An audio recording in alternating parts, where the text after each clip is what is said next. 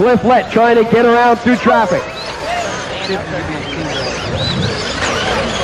Unbelievable racing going on. 3.94 is the way to continue race. The leader is down the front straightaway. 17 seconds left to go. Butch Clover's going to squeeze the handle, get it underneath. So does Brian Patterson, and Jay Halsey gets it under with 5 seconds left to go, drivers. Cliff Lett out in the lead as this comes around. At time, finish lap on. Truck number 2, you're done. All truck 2 to finish lap on. Cliff hangs it up, and then brings it on. Cliff Lett will take the win. The second spot, Butch Clover, truck number 9 will take the second spot. Truck number 4 is Brian Peterson. So the RC10Ts that we raced at the 91 Florida Winter Champs, there were 3 trucks. Butch Clover, Curtis Hustine, and myself all raced the 3 trucks. Some of the parts were prototype on it, but most of the parts were production, gearing up to make the production truck. But even right down to the body, I mean, I think this looks better than the body I ran back then. So I'm not even gonna call it a replica. I'm gonna call it, this is a real body I ran. Even down to the moose spots on the front for being a new member of Team Moo at the time. The number 3 I ran going into the final, and virtually every decal that I ran on my truck, and the colors are amazingly accurate to what I ran.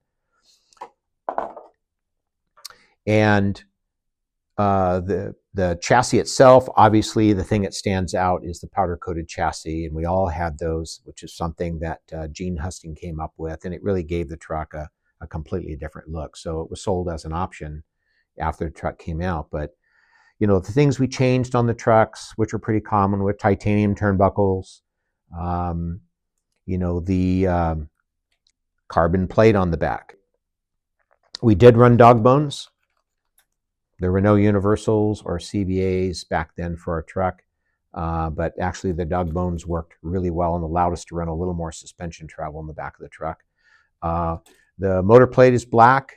And I got asked why the motor plate was black, and honestly, I'm going to go by what I think it might have been, is either Gene didn't get the motor plate done in the colors to match, or it had something to do with the heat sinking of getting the heat out of the motor into the plate. It's possible the powder coating was an insulator and it may not have transferred heat very well, or it could have been a stack-up dimension with the slipper assembly and the motor in there.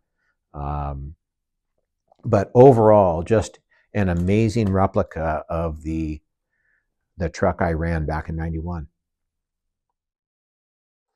One very unique thing about the fluorescent chassis and even fluorescent colors that are used in people's paint schemes is that they don't translate well in film or in magazine print or even in video.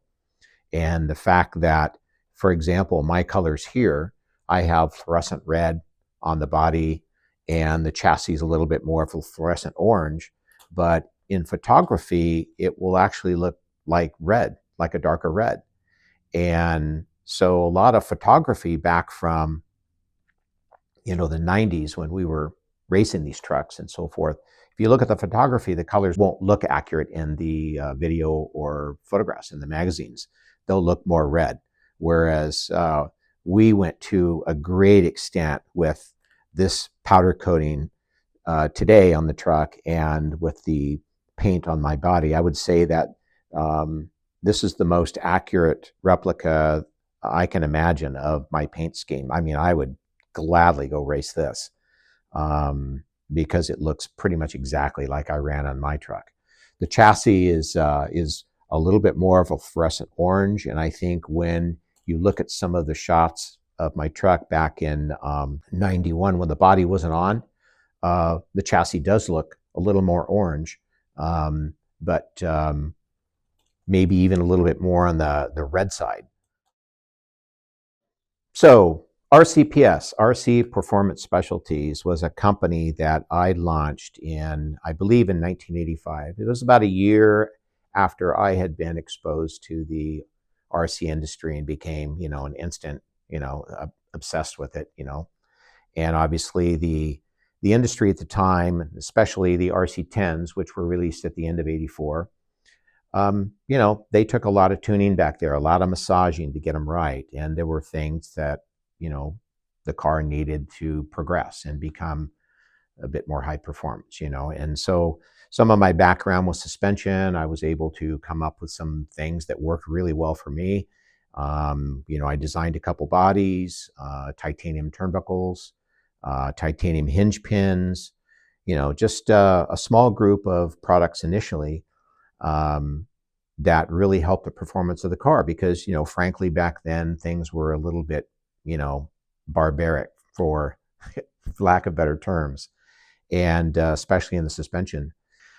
Green slime was a huge hit because green slime actually came from the lube we used in full-size suspension racing shocks and forks. All these products sold really well initially. One, because, you know, I was racing at the time, doing very well at the time, and I think the industry was really hungry for new accessory product lines to help the cars work better. And I think all the products that I released back in those days worked really well. You know, and the company grew to a point where I had to, you know, hire a couple employees to help me with it. And then when I was actually hired by Associated to head their engineering department, you know, it became a conflict of interest. And that's when, you know, Roger Curtis said it's probably better that Associated buy up the line, buy up the product and so forth. And then we agreed that Associated would create its own brand to sell all these products in addition to many other products.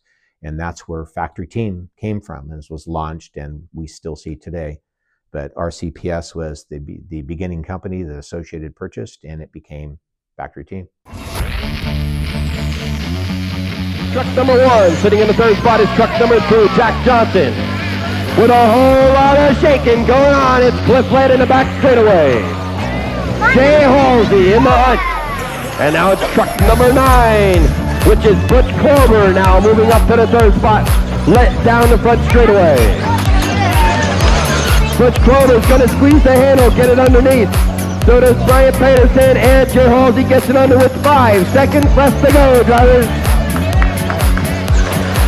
Cliff Lett out in the lead as this comes around. That's time. Finish lap on. Truck number 2, you're done. Oh, truck 2 to finish lap on. Cliff hangs it up. And then bring it on. Cliff Lett will take the win. The second spot. Butch Clover. Truck number 9 will take the second spot. Truck number 4. Brian Peterson takes the third.